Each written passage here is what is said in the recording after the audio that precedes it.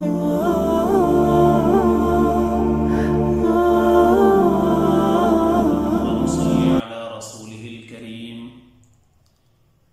بعد فأعوذ بالله من الشيطان الرجيم بسم الله الرحمن الرحيم ما يفعل الله بعذابكم إن شكرتم وآمنتم وكان الله شاكرا عليما صدق الله العظيم۔ عذاب الہی سے بچنے کے طریقے بیان ہو رہے تھے۔ شکر پر گفتگو ہو چکی۔ آج دوسرا طریقہ کہ اگر ہم ایمان کی حقیقت کو پا لیں تو اس وقت ہم عذاب الہی سے بچ جائیں گے۔ اب ایمان کی حقیقت کو سمجھنے کے لیے میں ایک جملہ عرض کیے دیتا ہوں کہ جنت ملے گی ایمان سے اور ایمان بنے گا قرآن سے۔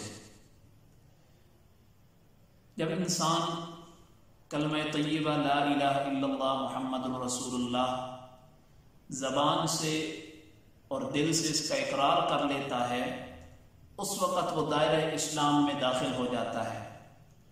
لیکن اسلام کے دائرے میں تو وہ داخل ہو گیا، لیکن اس کا ایمان اس وقت بنے گا، اس کا ایمان اس وقت کامل ہوگا جب وہ کلمہ طیبہ لا الہ الا اللہ کہ جو مطالبات ہیں ہم سے اس پر عمل کرے گا، تو اس وقت اس کا ایمان کامل ہوگا۔ قرآن مجید فرقان حمید میں رب ذوالجلال نے فرمایا فلا وربک والعصر ان الانسان لفی خسر۔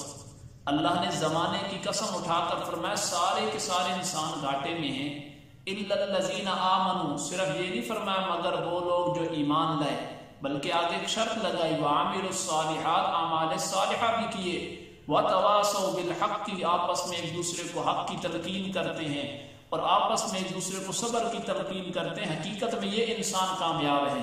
اب صرف ایمان لانا کامیابی نہیں، بلکہ ایمان کو اپنی عملی زندگی میں لانے پر کامیابی ہے۔ دوسرے مقام پر اللہ نے فرمایا فلا وربک لا یؤمنون حتی یحکموک فیما شجر بینہم، کہ اس وقت تک کوئی کامل مومن نہیں ہو سکتا جب تک وہ آپ علیہ الصلوۃ والسلام سے فیصلہ نہ کروائیں۔ اب آپ علیہ الصلوۃ والسلام ہم میں موجود نہیں ہیں، اب ہم نے فیصلہ کتاب اللہ اور سنت رسول اللہ سے کرنا ہے۔ مثال کے طور اختلاف ضروری نہیں کہ صرف جھگڑے کا اختلاف ہو، بلکہ اختلاف کسی بھی مسئلے میں ہو سکتا ہے۔ مثال کے طور پر اختلاف ہو گیا کہ اللہ کی ذات ہی عالم الغیب ہے یا کوئی اور عالم الغیب ہے، تو اب اس مسئلے کو ہم نے قرآن سے تلاش کرنا ہے۔ قرآن مجید میں اللہ نے واضح فرما دیا قل لا یعلم من فی السماوات والارض الغیب الا اللہ، کہ آسمان و زمین کے غیب کو جاننے والا صرف اللہ کی ذات ہے۔ تو اب اس بات کا، اس گفتگو کا خلاصہ یہ ہوا کہ ایمان بنے گا قرآن سے، اور ایمان اس وقت کامل ہوگا جب ہم اپنی ساری زندگی کتاب اللہ اور سنت رسول اللہ پر عمل کرتے ہوئے گزاریں گے۔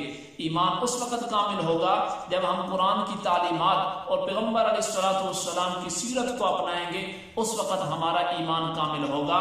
تو موضوع شروع کیا تھا کہ عذاب الہی سے بچنے کے دو طریقے ہیں۔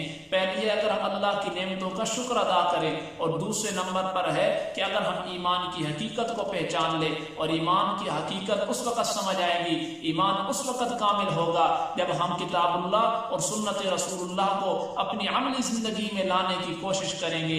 اللہ رب العزت سے دعا ہے کہ اللہ رب العزت ہمیں حقیقی معنوں میں کامل ایمان کی دولت نصیب فرمائے۔ وآخر دعوانا ان الحمد للہ رب العالمین۔ السلام علیکم ورحمۃ اللہ۔